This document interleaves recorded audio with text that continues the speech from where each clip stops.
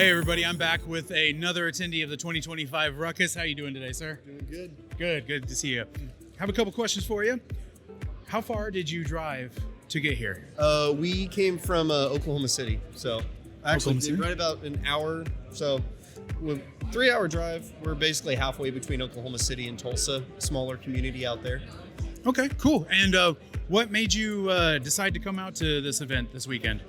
So we have a family that is close to our church, the Martins. They have a ministry called Project E15, which is literally the Honduras version of Caleb House. So we're already familiar with this kind of ministry and everything.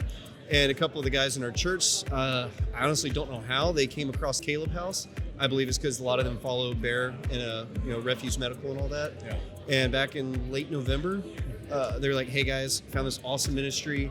There's this Ruck March. I think this is something we should do." And of course, a lot of us prayed about it and everything, and kind of felt that the Father is leading us to this. And then, past few months we've just been drumming up. We ended up coming out here with about 12 guys from our church, so it's our first year doing this. Awesome. So, what are you looking forward to most about this weekend? I think just the networking of like-minded, because it's really cool being able to connect with like-minded people from across the country who, we all have our small communities everywhere, and sometimes it's easy to forget that there's more of us than, our little pockets. And it's also really a big blessing to just see how many people care so much about these kinds of things. Yep, absolutely. So cool. All right. Well, one last question for you.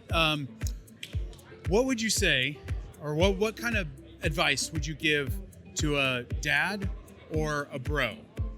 Well, something that's kind of been at the top of our list lately with a lot of devotions and stuff is, seek first the kingdom. Amen.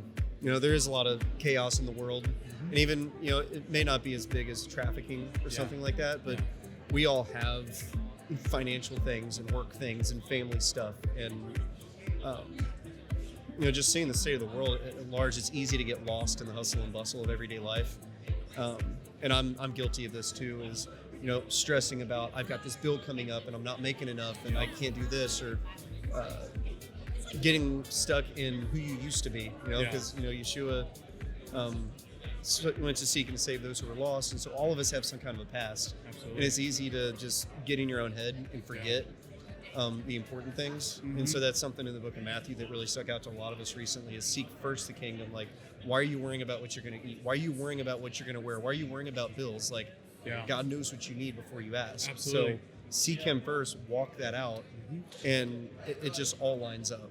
Absolutely. So that seek first the kingdom. When you first wake up in the morning, like, don't wake up just in time to shower and run to work. Wake up and spend, even if it's just 7 minutes, wake up and spend time with the Father. Read your word, say your prayer. Like, it may not seem like a lot, but just for me personally, it's drastically changed a lot of things for me this past year. Absolutely. That's awesome advice. Thank you so much. Thank you for your time, sir. No worries, man. All right, have a great weekend.